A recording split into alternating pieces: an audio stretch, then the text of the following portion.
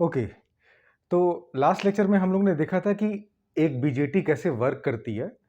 मैंने last lecture में BJT को एक एक्टिव मोड में, फॉरवर्ड एक्टिव मोड में कनेक्ट करके दिखाया था और उसमें एरो डायग्राम से शो किया था कि how electrons flow from emitter to collector side and how the current, collector current, base current and emitter current forms.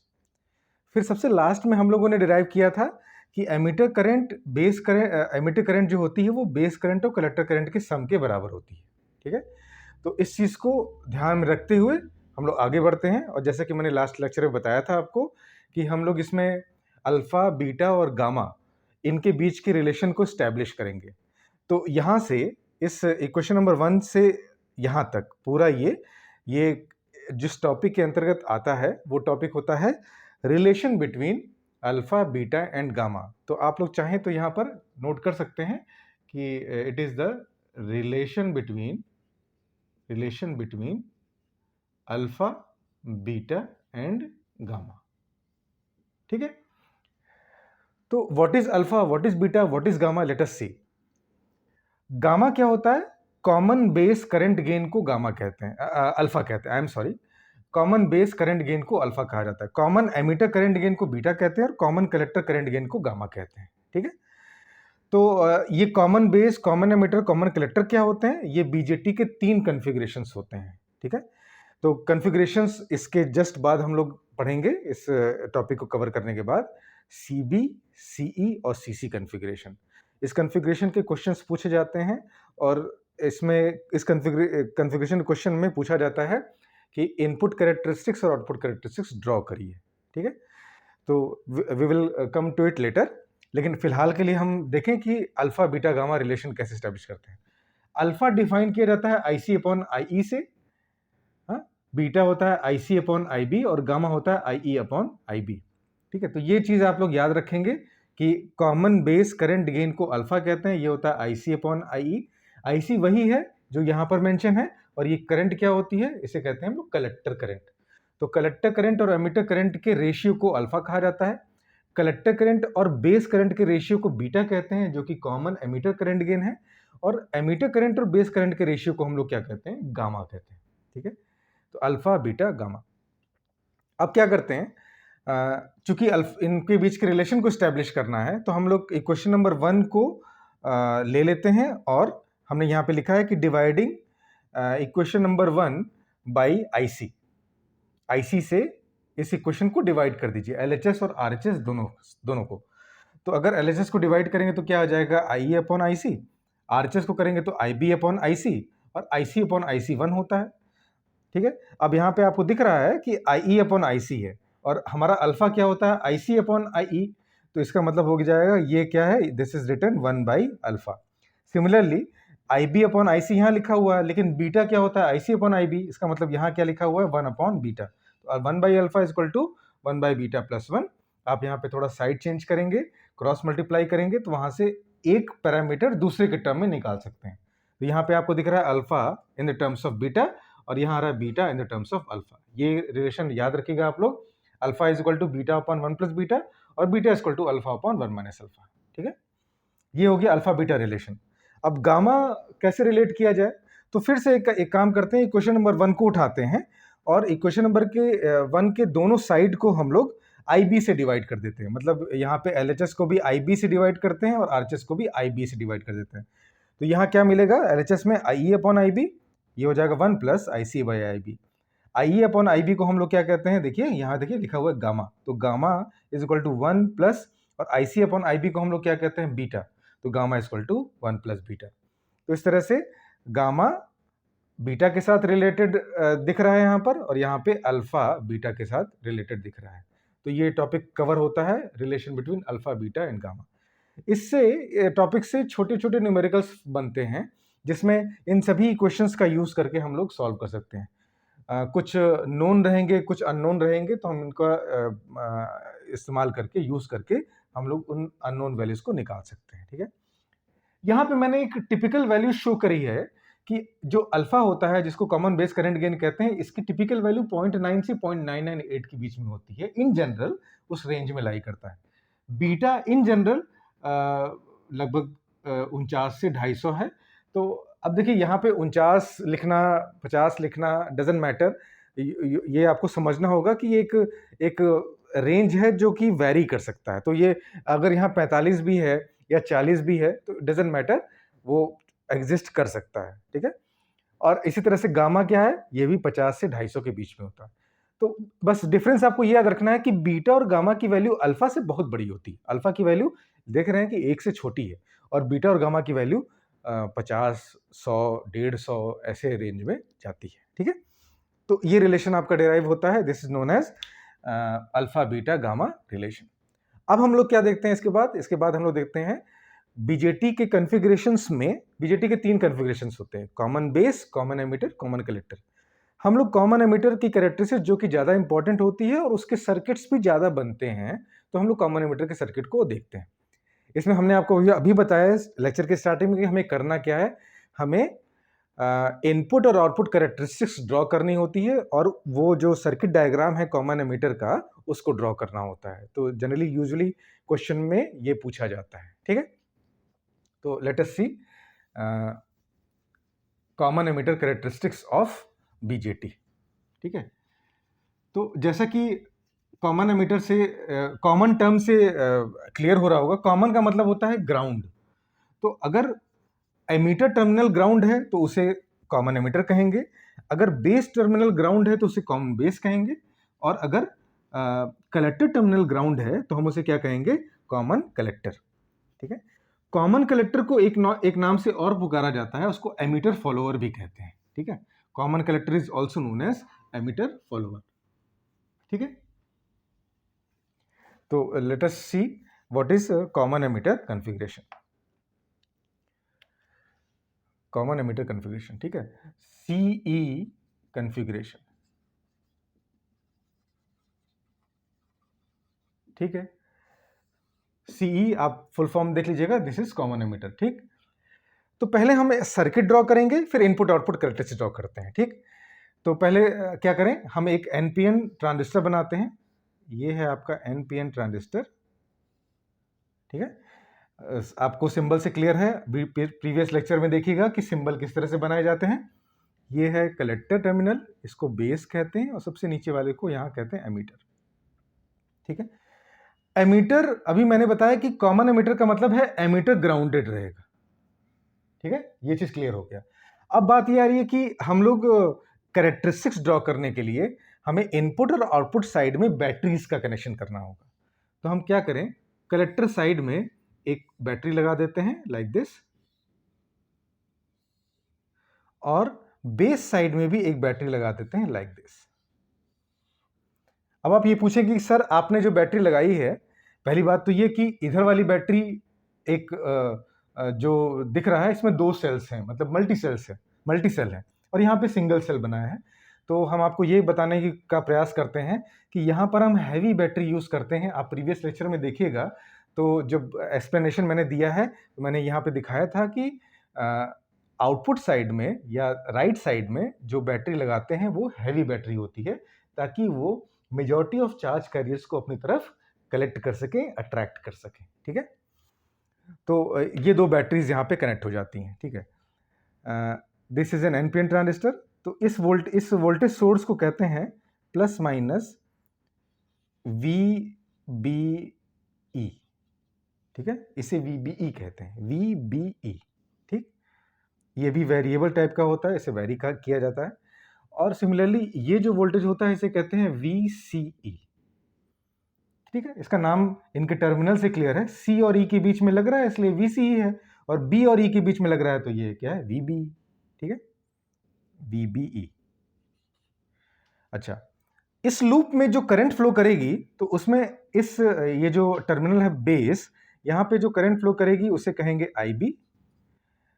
Collector current जो फ्लो करेगी उसे कहेंगे IC, यहाँ से जो करंट ऐसे आएगी, और एमीटर करंट जो मिलती है उसे कहा जाता है IE, ठीक है।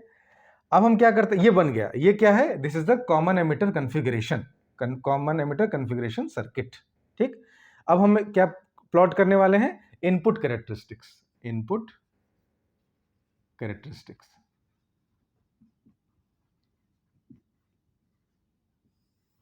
ठीक है। इनपुट कैरेक्टरिस्टिक्स में क्या करना है, आई और वी के बीच में ग्राफ खींचना है, ठीक है, आई और वी के बीच में। ध्यान से देखिएगा बेटा, ध्यान से प्लीज, आई और वी के बीच में। अब ये कौन सा आई है कौन सा वी है, वो इसके नाम से स्पष्ट है, इनपुट का आई इनपुट का वी। अब इनपुट क्या होता है, लेफ्ट साइड होता है, इस साइड इनपुट होता है, उस साइड राइट साइड आउटपुट होता है। इनपुट में आप देखिए VBE इनपुट वोल्टेज है और IB इनपुट करंट है, मतलब ये इनपुट वोल्टेज हो जाएगा और ये वाली करंट क्या हो जाएगी, इनपुट करंट। तो हम यहां पे क्या लिखेंगे, IB लिखेंगे और यहां क्या लिखेंगे, VBE। Is it clear? ठीक है, IB एंड VB। ठीक, अच्छा अब थोड़ा सा गौर करिए यहां पे प्लीज, यहां गौर करिएगा। ये क्या है, ये एक NPN ट्रांजिस्टर है ना, ये N है, ये P है, ये N है। आप अगर ध्यान से देखेंगे P और N यहां पर एक डायोड बना रहे हैं, जहां भी P और N मिलते हैं वहां पे एक डायोड बनता है, ठीक है। तो डायोड के P पर पॉजिटिव और N पर निगेटिव है, मतलब ये फॉरवर्ड बायस है, यहाँ का जो PN जंक्शन है वो फॉरवर्ड बायस है। और फॉरवर्ड बायस की VI कैरेक्टरिस्टिक्स आप सबको पता है किससे कैसी बनती है, वो बनती है एक्सपोनेंशियल, ठीक है। तो हम यहाँ पे कैसे बना देंगे, एक्सपोनेंशियल, ठीक ठीक। अब क्या है कि सिंगल कर्व ना ड्रॉ करके हम लोग फैमिली ऑफ कर्व्स ड्रॉ करते हैं, ठीक है। तो फैमिली ऑफ कर्व्स का मतलब है कि ऐसे ही कर्व, लेकिन इस पर नहीं सुपर इंपोज नहीं होंगे, इस पर ओवरलैप नहीं करेंगे, थोड़ा आगे या थोड़ा पीछे बनेंगे। तो एक कर्व और बना देते हैं साथ साथ लाइक दिस, और एक और कर्व बना देते हैं लाइक दिस, ठीक है। आप इसको थोड़ा और एक्सटेंड कर सकते हैं, कोई दिक्कत नहीं, ठीक। अब ये बात आ रही है कि सर ये जो तीन कर्व हैं, ये तीनों कर्व को डिस्टिंग्विश कैसे करें। तो इन तीनों कर्व को डिस्टिंग्विश करने के लिए हम ये कहते हैं कि जब आपने VCE, यहां देखिएगा बेटा, VCE को किसी पर्टिकुलर वैल्यू पे सेट कर दिया, सपोज करिए कि आपने 5 वोल्ट पे सेट कर दिया, और तब आप IB और VBE के बीच में ग्राफ खींचेंगे तो आपको एक कर्व मिलेगा, ठीक है। अब अगर आपने VCE को सपोज 10 वोल्ट पे सेट कर दिया, और अब आप जब VB और IB के बीच में ग्राफ खींचेंगे तो दूसरा कर्व मिलेगा, और इसी तरह से आप इसको अलग अलग वैल्यू पे सेट करते जाएंगे VCE को, और इनपुट में वेरी करेंगे तो IB और VBE के अलग अलग ग्राफ मिलते जाते हैं। नेचर एक जैसा है ना, नेचर देखिए एक्सपोनेंशियल है, लेकिन एक जगह पे या एक जगह एक ही पॉइंट पर या एक ही कर्व पे ओवरलैप नहीं कर रहा है, ठीक है। तो हम यहाँ पे क्या कर देते हैं, इन सभी कर्व के टिप पर यहाँ पर लिख देते हैं VCE की value, like VCE is equal to 5 volt, VCE is equal to 10 volt, और इसके टिप पे लिख देंगे VCE is equal to 15 volt, ठीक है। तो इस तरह से हमारा इनपुट कैरेक्टरिस्टिक्स कर्व बन जाता है, ठीक है।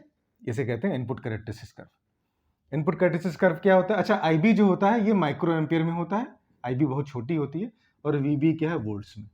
तो इनपुट कैरेक्टरिस्टिक्स कर्व क्या बताता है, it is the curve between base current and base emitter voltage keeping VCE constant, इसको VCE को कांस्टेंट रखते हुए, ठीक है। अब हम लोग क्या ड्रॉ करते हैं, लास्ट आउटपुट कैरेक्टरिस्टिक्स, ठीक है, very important, output characteristics, output characteristics, ठीक। इसमें क्या करना है, इसमें भी I और V के बीच में ग्राफ खींचा जाएगा, ठीक है, I और V, ठीक है। ऑब्वियसली I और V के बीच में, क्योंकि हमारे पास I और V ही अवेलेबल है। आउटपुट कैरेक्टरिस्टिक्स में क्या करना होगा, आउटपुट के वोल्टेज और आउटपुट की करंट के बीच में ग्राफ बनेगा। तो आउटपुट का वोल्टेज क्या है, VCE, तो यहां पे इसको मेंशन कर देंगे VCE इन वोल्ट्स, और आउटपुट की करंट क्या हो जाएगी, IC इन मिली एम्पियर्स। तो IC और VCE के बीच का ग्राफ खींचना है, इसी को हम लोग क्या कहते हैं, आउटपुट कैरेक्टरिस्टिक्स, ठीक। कैरेक्टरिस्टिक्स कर्व कैसा बनेगा, कर्व ऐसा बनेगा जैसे मैं अभी आपको दिखा रहा हूं। सबसे पहले एक बहुत ही छोटी सी करंट आपको मिलेगी, जिसको मैं यहां पे शो कर रहा हूं, देखिएगा डॉटेड से, ठीक है। ये जो डॉटेड वाला कर्व ड्रॉ किया है, this is the least current, सबसे छोटी करंट जो कि IC और VCE के हेल्प से मिलेगी, ठीक है। इस कर्व के टिप पर यहां लिखते हैं IB इज इक्वल टू 0। ठीक है, इसका सेंस क्या है, सेंस समझ लीजिए। जब आप बेस करंट को 0 कर देते हैं, मतलब आप इसको ओपन कर देते हैं इस टर्मिनल को, तो VCE और IC के बीच में जब ग्राफ खींचा जाता है तो ये डॉटेड वाला ग्राफ आपको मिलता है। ठीक है, तो this is the least current, ये सबसे छोटी करंट होती है। इस करंट को कहा जाता है ICEO। इस करंट का नाम होता है ICEO, it is a leakage current. ठीक है, mind it, this is ICE। तो what is CEO? It is collected to emitter current when base is open. इसको बार बार सुन लीजिएगा आप, मैं क्या कह रहा हूं रिपीट करके कि what is ICEO? It is collected to emitter current when base is open, ICEO। ठीक, ये सबसे छोटी करंट होती है। अब क्या करते हैं, अब IB को हम किसी पर्टिकुलर करंट पे, किसी पर्टिकुलर वैल्यू पे सेट कर देते हैं।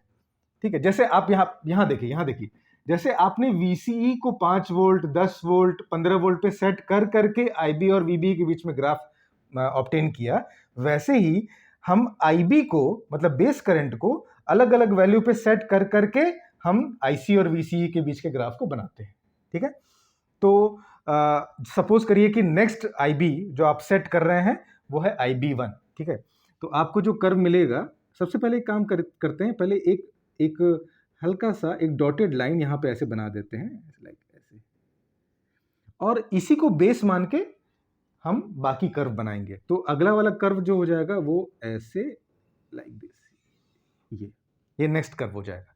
तो आप इसके टिप पे लिखेंगे IB इज इक्वल टू, या IB1, ये नेक्स्ट IB। ठीक है, IB1। ठीक, फिर इसी लाइन को फॉलो करते हुए आगे बढ़ के फिर ऐसे खींचेंगे, आगे तरफ सैचुरेट कर देंगे, इसे कहेंगे, इसके टिप पे लिखेंगे IB2। मतलब बेस करंट के तीसरे मान पर जाकर ये वाला कर्व आपको मिल रहा है। सिमिलरली एक और कर्व बना देते हैं, ये है IB3। ठीक है, सिमिलरली एक और बना देते हैं, IB4।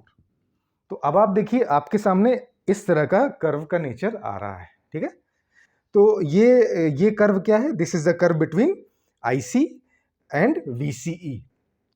ठीक है, when different IBs are selected, जब अलग अलग IB को सिलेक्ट करके बनाया गया है। ठीक, अब इस कर्व में आप ध्यान देंगे तो एक रीजन है, एक पर्टिकुलर रीजन है जिसको मैं रेड कलर से डॉट कर दे रहा हूं, ये रीजन,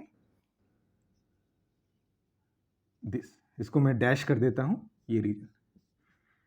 ठीक है, इस रीजन को कहा जाता है सैचुरेशन रीजन। ठीक है, ये सैचुरेशन रीजन।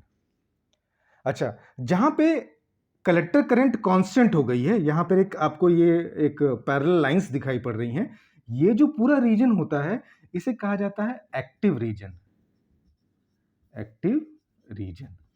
ठीक है, और अब जो एक रीजन और बचा जिसको हम लोग कहते हैं कट ऑफ रीजन, वो रीजन ये होता है कि ICEO से नीचे का जो पार्ट आपको दिखाई पड़ रहा है, जिसको मैं यहां शेड कर रहा हूं, ये इसको कहा जाता है, इसको क्या कहते हैं हम लोग? Cut off region. ठीक है, तो ये जो हमारा कर्व बना इसे कहा जाता है आउटपुट कर्व, आउटपुट कैरेक्टरिस्टिक्स, जो कि IC और VCE के बीच में है। ये IC मिली एम्पियर में, VCE वोल्ट्स में, और इस तरह का नेचर मिलता है। सबसे छोटी करंट जो इसमें प्राप्त होती है उसे हम लोग ICEO कहते हैं, या इसे हम लोग लीकेज करंट भी कहते हैं। और बाकी जो कर्व्स मिल रहे हैं वो IB के डिफरेंट वैल्यूज को सेट करने के बाद मिलते हैं।